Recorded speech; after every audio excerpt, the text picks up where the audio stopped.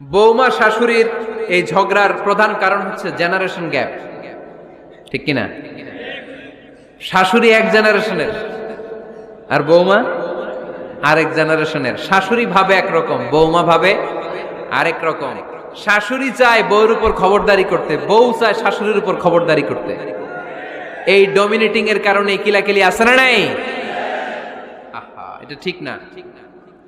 আমার শাশুড়ি মায়েরা যারা আছেন, প্রথমে শাশুড়ি দিয়ে শুরু করি।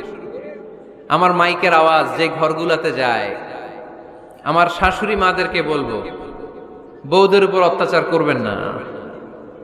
ছেলেরে প্রশ্ন করে, তোর কাছে তোর বউ বড় না আমি বড়? আছে না নাই? এটা একটা প্রশ্ন হইল। তোর বউ বড় না আমি বড়? দুইজনেই বড়। তো এক ছেলে সুন্দর উত্তর দিছে, আমার কাছে ভালো লাগছে উত্তরটা শুনে। এক মা প্রশ্ন করছে, তোর এতদিন আমি লালন পালন করে বড় করলাম, জীবন যৌবন তোর জন্য শেষ করলাম, আজকে বউ পাইয়া বউ তোর আপন হয়ে গেল? এবার ছেলে উত্তর দিছে, মা, আমার মুখ থেকে মা ডাক শোনার জন্য তুমি কি কষ্টটাই না করছো জীবনে। 10 মাস আমারে পেটে ধারণ করলা, খাইতে পারো নাই, বমি করছো, খালি ওষুধ খাইছো, তোমার পেট কেটে আমারে বের করা হয়েছে, 2 বছর আমারে দুধ খাওয়াইছো, পেশাব পায়খানা পরিষ্কার করেছো। বয়স যখন 3-4 তখন তোমার আমি মা ডাকছি, এই মা ডাকটা শোনার জন্য তুমি এত কষ্ট করছো। আর আরেকবারের মাইয়া এই ঘরে আইসাই তোমার মা ডাকা শুরু করছে।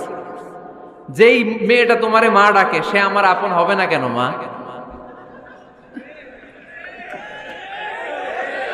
ঠিক কিনা?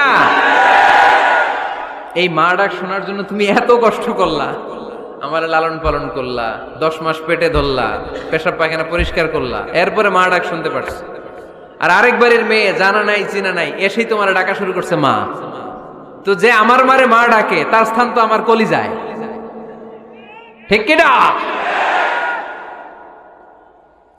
শাশুড়ি আম্মারা যারা আছেন, প্লিজ বৌমাদেরকে কষ্ট দিয়েন না। অনেক শাশুড়ি আছে পান থেকে চুন খসলে